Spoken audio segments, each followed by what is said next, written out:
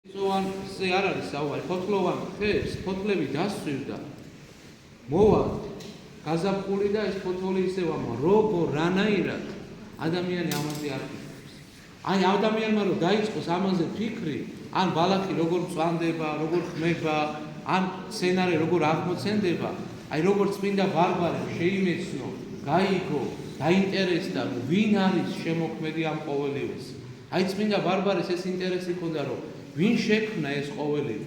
აი ეს ადამიანი, ვინც წმინდა ბარბარეს ზდიდა, ეუბნება ესეთ რამეს, რომ ეს ყოველივე შექმნა მან იმ ღმერთებმა, ვერცხლისა და ოქროს ღმერთებმა, რომელსაც მამა შეიცემს თაყვანს. მაგრამ წმინდა ბარბარეს ყოველთვის ეჭვი ჰქონდა, რომ როგორ შეიძლება, რომ ხელით ქმნილება, ანუ ეს კერპები ხო ხელით იყო ჩამოსხმული, ეს ოქროს და ვერცხლის კერპები. როგორ შეიძლება ხელით ქმნილება ასეთი ნათელიცა შექმნას. აი ესე არის დღესაც ვინმეს თუ ეჭვი ეპარება, რომელ მხარეს არის ჭეშმარიტება, დღესაც თუ ვინმე ფიქრობს, სად უნდა ეძიოს ჭეშმარიტება, გამოიძიოს, ისე როგორც აბრაამი იძიებდა, გამოიძიოს, სად არის ჭეშმარიტება. ძალიან მარტივად, აი ბუნების მეშვეობითაც კი შეუძლია დარწმუნდეს ადამიანი ღმერთის ჭეშმარიტებასა და არსებობაში. ამიტომაც წმინდა ბარბარე ძალიან ლამაზი იყო ფიზიკურად.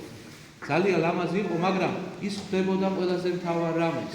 ის ხვდებოდა, რომ უნდა იყოს ისეთი ღმერთი, რომელმაც დააფუძნა ცა, უნდა იყოს ისეთი ღმერთი, რომელმაც ნათელი, ანუ ზისხივი შემოიტანა დედამიწაზე. უნდა იყოს ისეთი ღმერთი, რომელიც განაგებს ყოველივეს. აი ამის გარდა მისი ფიქრი არაფერი არ ყოფილა.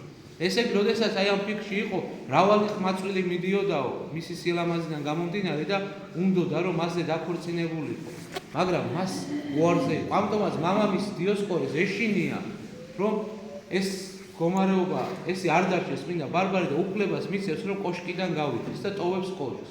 აი როდესაც ტოვებს კოშკს, მაშინ რამოდენიმე ქალწულს შეხვდება წმინდა ბარბარე და გებულობს ქრისტიანობის შესახებ. რა არის ქრისტიანობა? აი ამ დროს თქვენ ვიცით, რომ დევნის პერიოდი იყო, მაქსიმიანეს პერიოდი არის და დევნის პერიოდი იყო და აი ამ ქალაქში, ილიაპოლიში, თუ სწორად მახსოვს ეს ქალაქი შეიძლება მეშლებოდეს, არის ჩამოვა ერთ-ერთი მღვდელი, რომელიც ვაჭრის ფორმაშია გადაცმული, დევნის და გამო. და ეს მღვდელთან მიდის წმინდა ბარბარე, გაიცნობს და აი ამ მღვდელის ხელით მოინათლება. აი ამ დროს წმინდა ბარბარეს ოჯახში, სახლში მიდიოდა მშენებლობა, მამამისი აშენებდა აბანოს და ღვთაებების საპატივცემულოდ 2 სარკმელი გაუკეთა მას. და აი წმინდა ბარბარე, როდესაც მივა ამ ხელოსნებს ეუბნება, რომ დაამატეთ მესამე სარკმელს. ესენი შეშინებულები არიან, არა, მამაშენს ვერ უეტყვი ჩვენ ამას. ის ეუბნება, დაამატეთ მესამე სარკმელს და მამას უთხარით, რომ მისმა ქალიშვილმა გიბრძანათ ეს. აი, როდესაც დიოსკორი გაიგებს ამას, ძალიან გაბრაზდება, რომ აღსრულებები შეიტანეს მის ბრძანებაში და წმინდა ბარბარე წარმოიდგინეთ, მიდის მასთან და ეუბნება, რომ მე მინდა, რომ ჩემმა სიტყვა მოგაქციოს შენ. რადგანაც ის, ვისაც სინათლე შემოაქვს სამყაროში, ის ვინც განანათლებს ადამიანის გონებას, ეს არის ყოვლადწმინდა სამება. და ის სწორედ ამიტომ გავაკეთებინე 3 სარკმელი.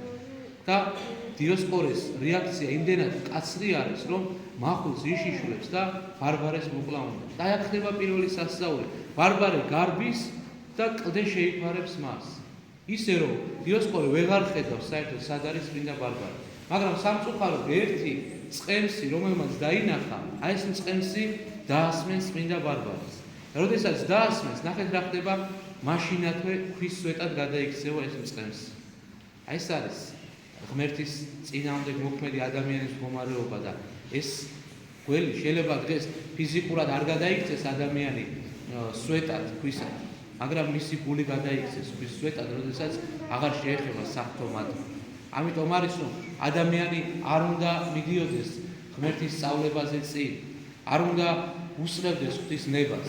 აი ცემით გამოიყვანენ წმინდა ბარბარეს და ოთახში ჩააგდეს მამამისი და ჩაკეტავს და ეუბნება მიდის მმართველთან, მარტინიანესთან და ეუბნება ესეთ რამეს, რომ მე ჩემ შვილზე ვიღებ უფლებას. ეს აღარ არის ჩემი შვილი თუ არ დაუბრუნდება ძველ სარწმუნოებას.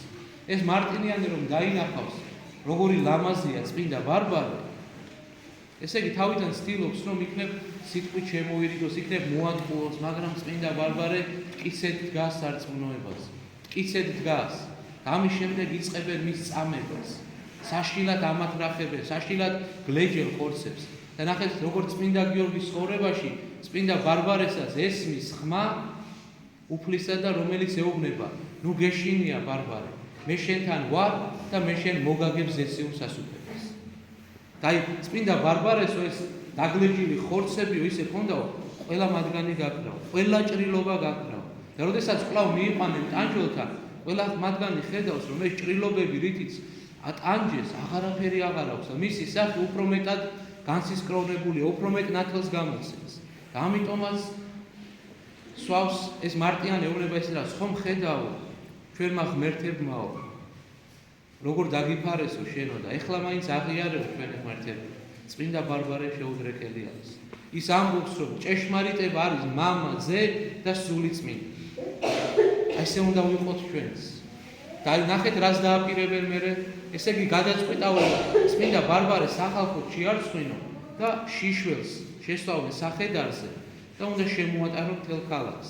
და უამრავი ხალხი გამოვიდაო იმისთვის, რომ ეს შიშველი ქალწული ენახაო, მაგრამ უფლის ანგელოზმაო თეთრი სამოსით შემოსაო, რათა მისი შიშველი არ დაინახა და ვერც ერთმა მათგანმა ვერ დაინახა მისი შიშველი.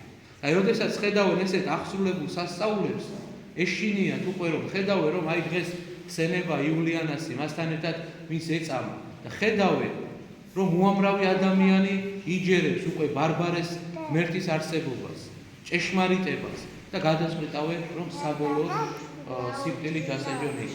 და წარმოიდგინეთ როგორი საშინელი რამ ხდება.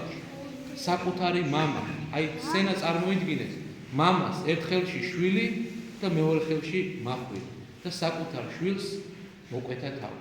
აი ეს არის სოდვის შედეგი.